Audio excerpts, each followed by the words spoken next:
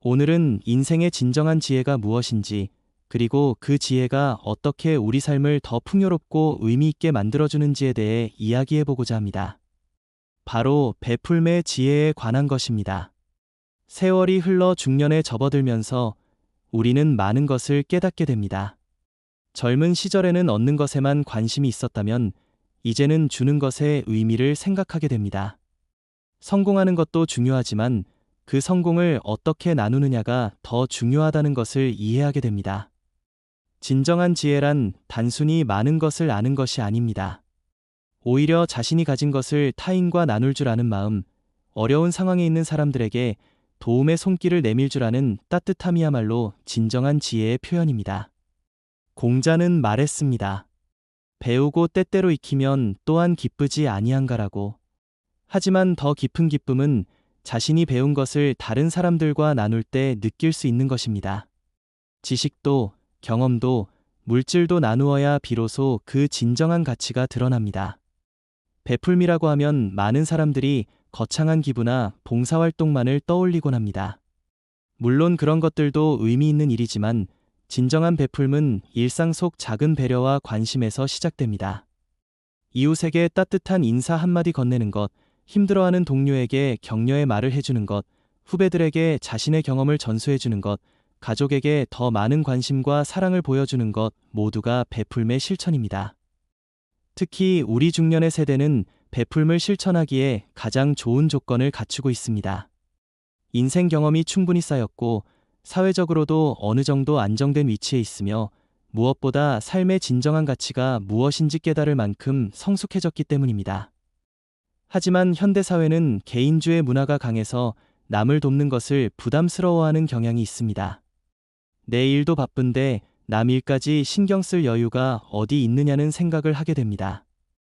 또한 도움을 준다고 해도 제대로 고마워하지 않는 경우를 경험하면서 실망하기도 합니다. 하지만 진정한 베풀음은 상대방의 반응을 기대하고 하는 것이 아닙니다. 오히려 아무런 대가를 바라지 않고 순수한 마음으로 행하는 것이 진정한 베풀음입니다. 그리고 놀랍게도 이런 무조건적인 베풀음이야말로 우리 자신에게 가장 큰 행복과 만족감을 가져다 줍니다. 심리학 연구들이 일관되게 보여주는 것은 남을 돕는 행위가 도움을 받는 사람뿐만 아니라 도움을 주는 사람에게도 긍정적인 영향을 미친다는 사실입니다. 베풀음을 실천할 때 우리 뇌에서는 행복 호르몬이 분비되고 스트레스가 감소하며 자존감이 높아집니다. 또한 베풀음은 인간관계를 더욱 풍요롭게 만들어줍니다. 진심으로 남을 도우려고 하는 사람 주위에는 자연스럽게 좋은 사람들이 모이게 됩니다. 그리고 그런 관계들은 단순한 이익 관계를 넘어서 진정한 우정과 신뢰로 발전합니다. 베풀매는 여러 가지 형태가 있습니다. 가장 직접적인 것은 물질적 도움입니다. 어려운 처지에 있는 사람들에게 경제적 지원을 하거나 필요한 물건을 나누어 주는 것입니다. 하지만 이것이 전부는 아닙니다. 때로는 물질적 도움보다 정신적 지지가 더 중요할 수 있습니다. 외롭고 힘든 시간을 보내고 있는 사람에게 진심 어린 위로와 격려를 해주는 것, 누군가의 이야기를 끝까지 들어주는 것, 그들의 마음을 이해하고 공감해주는 것이 더 큰 도움이 될 수 있습니다. 지식과 경험을 나누는 것도 소중한 베풀음입니다.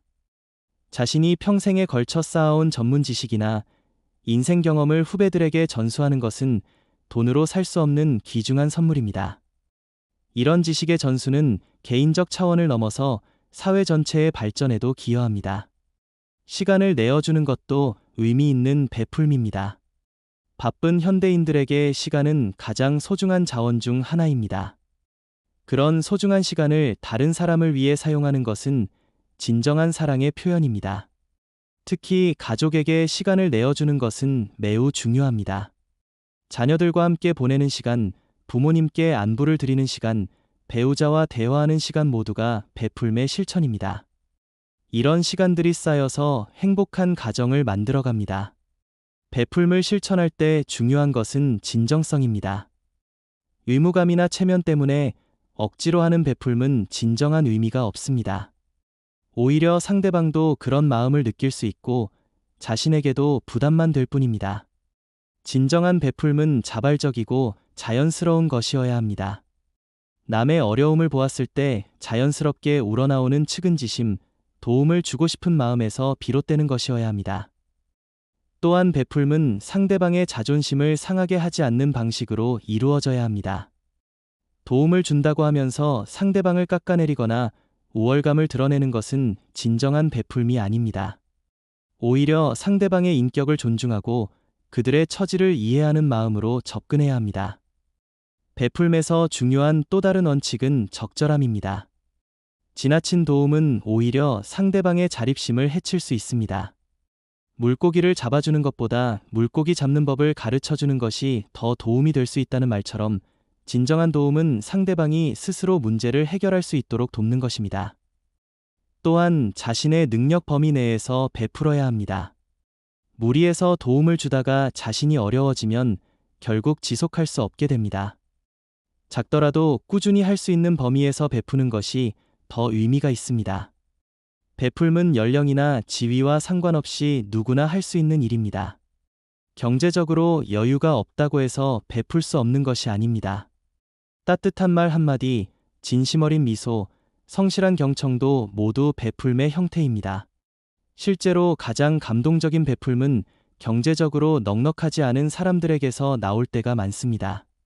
자신도 어려운 처지에 있으면서도 더 어려운 사람을 도우려는 마음, 그런 마음에서 우러나오는 베풀음이야말로 진정한 아름다움을 보여줍니다. 베풀음을 통해 우리는 삶의 진정한 의미를 발견하게 됩니다.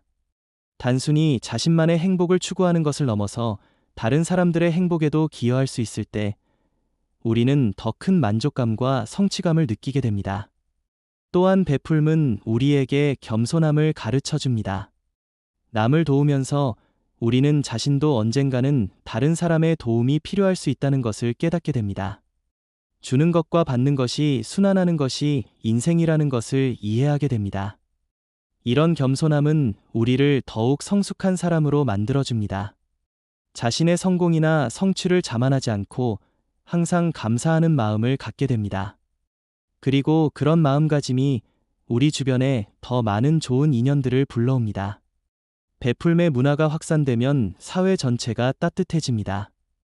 서로를 경쟁 상대로만 보지 않고 함께 성장해 나갈 동반자로 여기게 됩니다. 이런 사회에서는 개인도 더 행복할 수 있고 공동체도 더욱 발전할 수 있습니다.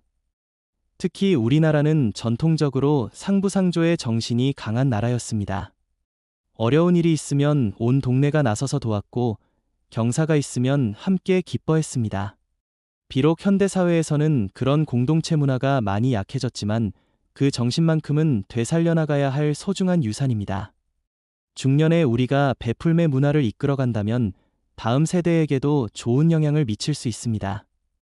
부모가 베푸는 모습을 본 자녀들은 자연스럽게 베풀음의 가치를 배우게 됩니다. 이렇게 세대를 거쳐 전해지는 선한 영향력이야말로 우리가 후손들에게 남겨줄 수 있는 가장 소중한 유산입니다. 베풀음을 실천하는 방법은 무궁무진합니다. 거창한 것이 아니라 일상 속에서 할 수 있는 작은 실천들부터 시작하면 됩니다. 엘리베이터에서 먼저 인사하기, 힘들어하는 동료에게 커피 한 잔 사주기, 지하철에서 자리 양보하기, 길을 잃은 사람에게 친절하게 안내해주기 같은 작은 배려들이 모여서 따뜻한 세상을 만듭니다. 또한 자신의 전문 분야에서 재능 기부를 하는 것도 좋은 방법입니다. 의사라면 무료 진료를, 교사라면 무료 교육을, 요리를 잘한다면 어려운 이웃에게 음식을 나누어 주는 것처럼 각자의 능력에 맞는 베풀음을 실천할 수 있습니다. 베풀음을 계속해 나가기 위해서는 꾸준함이 중요합니다. 한 번에 큰 도움을 주는 것보다는 작더라도 지속적으로 베푸는 것이 더 의미가 있습니다. 꾸준한 베풀음을 통해 우리 자신도 성장하고 받는 사람도 진정한 도움을 받을 수 있습니다. 마지막으로 기억해야 할 것은 베풀음 자체가 목적이 아니라는 점입니다. 베풀음을 통해 더 따뜻하고 아름다운 세상을 만들어가는 것, 그리고 그 과정에서 우리 자신도 더욱 성숙하고 지혜로운 사람이 되어가는 것이 진정한 목적입니다. 지혜로운 사람은 자신이 받은 만큼 베풀 줄 알고 자신이 가진 것을 나눌 줄 압니다. 그리고 그런 베풀음을 통해 자신의 삶도 더욱 풍요로워진다.